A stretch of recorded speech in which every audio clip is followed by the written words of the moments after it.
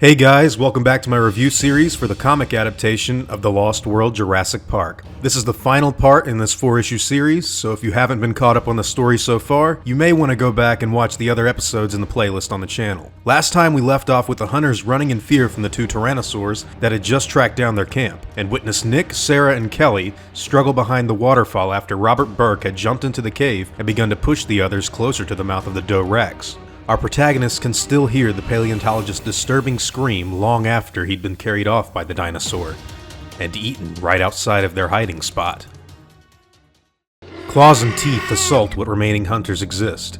Daring the long grass had proven a horrible decision. As a tracker, Ajay had seen many animals die. It was part of the job.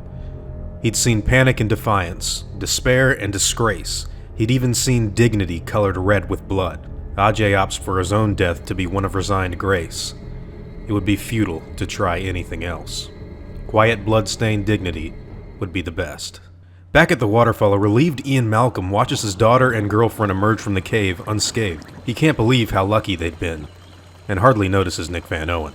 Now back together, the four of them decide to head out to the communications compound. It wasn't too much farther ahead, and they had to get off of this island. While making their way through the grass, Nick happens to come across Ajay's pack, and the snarls of hungry raptors still feasting on dead bodies. Running from these sickle-toed beasts, the four of them soon reach the edge of the hill and plummet down into a valley of death. They'd reached a boneyard created by velociraptors, and just as Ludlow said, this was it. They had reached the worker village. Nick Van Owen spots the communications compound and begins to make his way towards it, before Sarah Harding is attacked by an ambushing raptor. Fortunately for her, it tries to disembowel her lucky pack, giving her the perfect opportunity to run. With the predator hot in pursuit, Dr. Harding decides to climb to the top of one of the buildings, but quickly discovers that raptors don't give up so easy. Soon she's joined by yet another raptor who's decided to cut her off and munch on her head.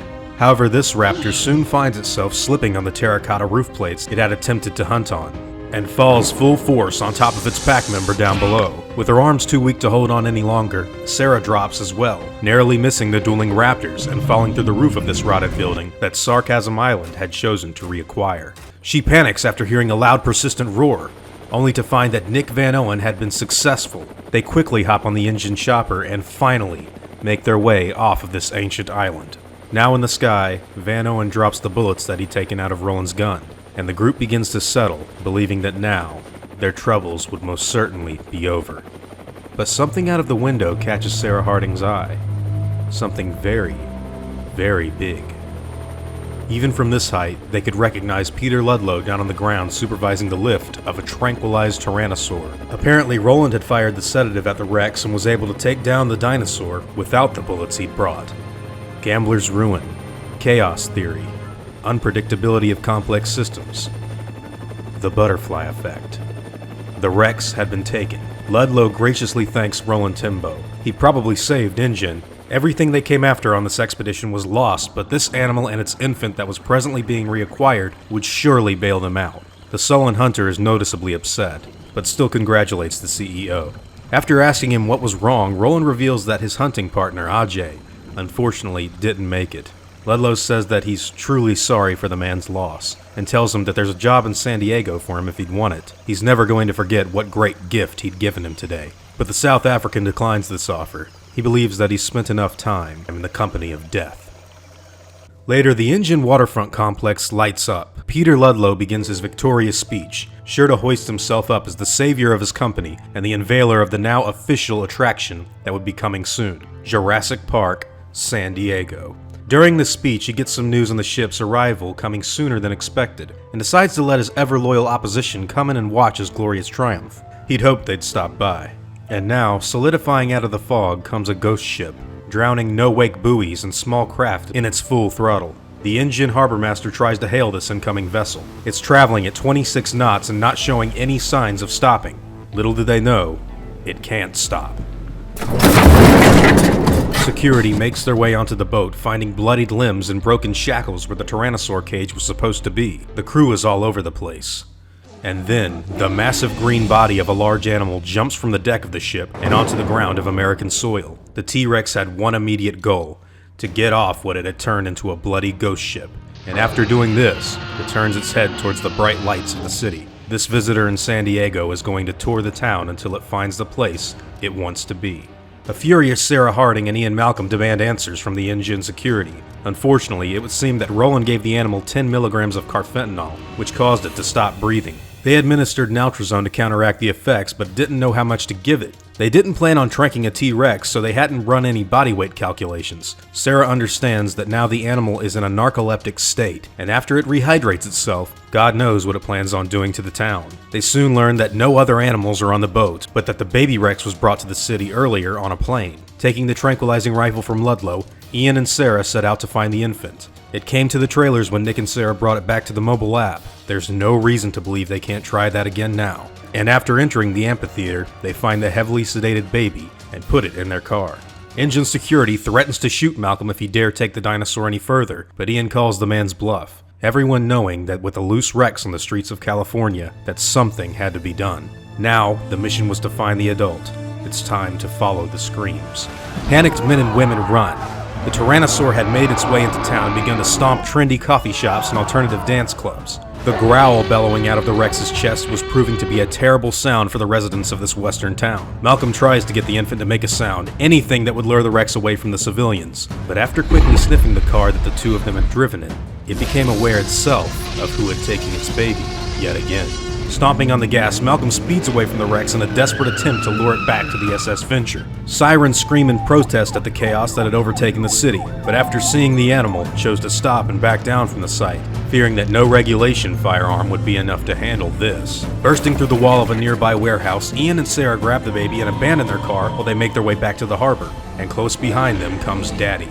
Lights stab at the Rex's eyes, the massive teeth in its jaws trying to bite the whirling motor blades that move above its head. Ludlow had called in someone in a chopper. He wants them to shoot the adult and bring the baby back alive. Suddenly, he sees Harding and Malcolm race by him with the infant in hand. He has to stop them. He runs towards the two but falls behind, and is only able to find them after they've chosen to leap off the ship and swim back to the docks. He looks down into the cargo hold after hearing something, and a wave of relief comes over him after he sees what's making the sound. Redemption. Stock market salvation. He's done what Hammond only dreamed of. And then the ship lurches, and Peter turns to meet the vengeful head of his glorious prize. He puts down the infant and begs for his life. He should be dead by now. He doesn't understand why he's still alive, until it all becomes crystal clear. Ludlow is shoved in front of the baby and soon feels several teeth penetrate his right leg, breaking it and leaving him in terrible pain. He understands what frightening reality he'd fallen into. The baby's first killing lesson would be one of revenge. The Rex roars at the approaching helicopter while Sarah and Malcolm act as one, motivated by the urge to end this insanity. The sharpshooters take aim, but so does Sarah Harding. She fires first. Ancient yellow eyes roll over and the giant falls down in sedation, all while Ian Malcolm closes the cargo doors and watches the animal drift back into sleep. They've finally won. Later on, we find an exhausted Ian and Sarah sleeping inside of their small apartment. Kelly's sitting next to them watching the news program that was live on TV. There moved the SS Venture, along with a giant Navy escort around the ship, making sure that another incident like what had recently happened in Santiago never took place again. A news anchor says that now they're going to play the tape of their interview with John Hammond, the former head of InGen who had come forward to spearhead this movement, not only to return these animals to their island, but also to keep the island itself intact. The old and ever-joyful man makes a point of preserving Isla Sorna, and says that it's imperative that a set of rules be made to establish the preservation and isolation of that island. These creatures require their absence to survive, and not their help. It's time that the world stepped aside and put its trust in nature. And I'm sure you all know the rest. Out of every Jurassic Park comic story that I've reviewed, I think it would be kind of unfair to say that The Lost World was the best. Both Return to Jurassic Park and the Raptor series were original stories set in their own separate canon. And while both of them were pretty good, Lost World seemed to impress me more. For originality, I'd say that the first 4 issues of Return were really great, and that little green flame arc happens to be one of my favorite Jurassic Park stories, but in my opinion, you just can't beat The Lost World. Seeing so many of the deleted scenes restored into the story and having a really faithful transition from the film to the page really helped this. The artwork was a step up from usual Jurassic comics as well. The only thing I want to really talk about is the butterfly effect of Van Owen's sabotage leading to the Santiago incident. In the current film, it's something that many people kind of brush over and don't really connect the dots with, seeing as it's subtext that requires the viewer to having remembered Malcolm's lesson in chaos that he gave to Ellie Sattler in the first Jurassic Park. But both here in the comic and of course in what I assume to be the unedited version of the movie, it's pretty blatant. I'm not too sure if I like it being so on the nose, whereas the film requires the intelligence of what Jurassic Park is all about coming into play here, for people to really understand the irony of what the Santiago incident was. I don't think they really beat you over the head with it here, but like I said, I prefer to have the chaos underneath the surface. For some reason, it feels more impactful that way. Of course, I've never seen the Gambler's Ruin speech or many of the other deleted scenes that got cut from the film, so I can't really say for sure how differently I'd feel about this whole thing anyways. But yeah, that's it. That's the end of the Lost World Jurassic Park's comic adaptation. And I gotta say that I really enjoyed it. I'm curious to hear what you all thought about it, and I'd like to know your thoughts and opinions on The Lost World as a movie as well.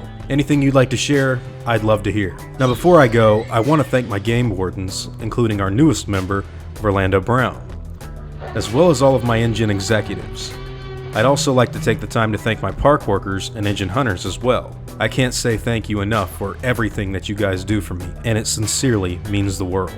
Now I'd like to thank you all for watching this video, and I hope that you all enjoyed today's content. If you feel like I deserve it, I'd appreciate the like, and I hope that you'll consider subscribing if you're interested in hearing from me again. I'll see you all in the next video, guys, and as always, take it easy.